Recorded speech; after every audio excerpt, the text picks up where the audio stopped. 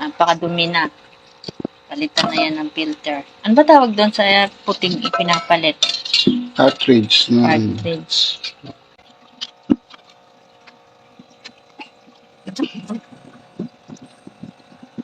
Ayun. Ang itim na.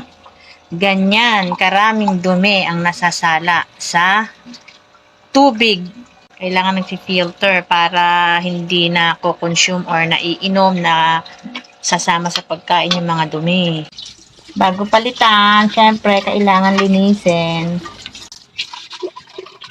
Yan, lahat ng tubig din sa lahat ng gripo nilagyan na ng filter para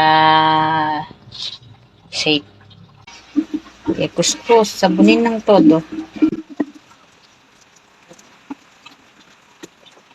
Pati yung takip. Linisin din, sabunin, kuskusan. Taksan.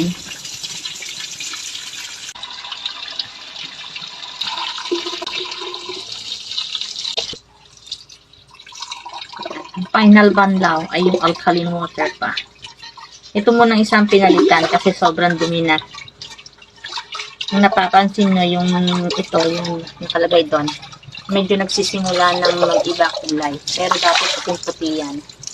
Tapos, ayun pa yung isang cartridge. Ano tawag doon sa ito sa cartridge na to? Alkaline cartridge. Alkaline cartridge. Diyan kami kumukuha ng inumin. Diyan kami kumukuha ng ginagawang yelo. Pinantitimpla sa juice. See the look. Tignan nyo ang pinagkaiba. Ito yung bagong cartridge. Ito yung bagong ipapalit na filter. Yan.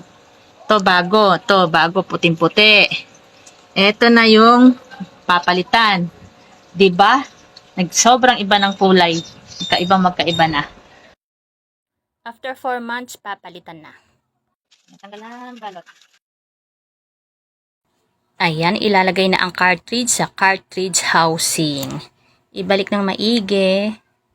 May sariling pampihit yan eh. Ayun o, yung itim na yon. Parang pang-badminton. Pampihit yon para talagang ma-sure na masasara ng maayos. And, syempre, punuin ng tubig. Medyo itapon yung unang buhos. Ayan, okay na. Mag-explain lang ako ng pahapyaw tungkol dun sa ipinalit kanina or yung ikinabit doon sa tubig. Tubig yon na galing sa gripo sa nawasa. Ito yon yung cartridge na tinatawag. Actually, isang size lang siya pero iba-ibang klase, iba-ibang design. Ito, yung parang ano siya eh. Parang makapal na papel or carton. Smooth lang siya, plain. Tapos yun, may butas sa gitna kasi sinusuot yun sa gitna. Tapos, meron naman dito, parang made of yung parang thread, yung parang sa pangganchilyo. Tapos, yung pinakang inner niya, meron pang something sa loob. Hindi ko alam kung tawag yan, parang plastic na ewan. Nakapag-filter din yan siguro. Tapos, eto naman, ganoon din sa isa, parang cartoon na parang styro pero hindi siya styro eh. Tapos yung butas din. Itong cartridge na to, pare-pareho lang yan ng sizes kahit magkakaiba ng itsura ng brand, pare-pareho ng sizes. Pero merong magkakaiba ng micron na tinatawag. Merong 5 micron, merong 1 micron.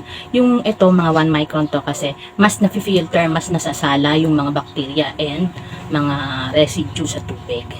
At yung kulay ng tubig. Siyempre, pag may dumi, siyempre magkakaroon ng kulay, diba? Yun po. After 2 months, ito na yung kulay. Malayo na, iba na. Iba na.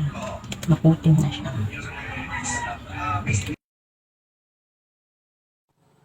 Ito na nga, yung after 2 months, ayan na ang itsura, ang kulay niya makutim na. Itong isang cartridge na ito yung tinatawag na alkaline cartridge kasi nata-transform niya into alkaline yung tap water. Meron siyang mga stages kung saan nafi-filter pa ng husto yung tubig. Later ko na lang explain sa inyo pagka magpapalit kami ng cartridge na to, yung alkaline cartridge.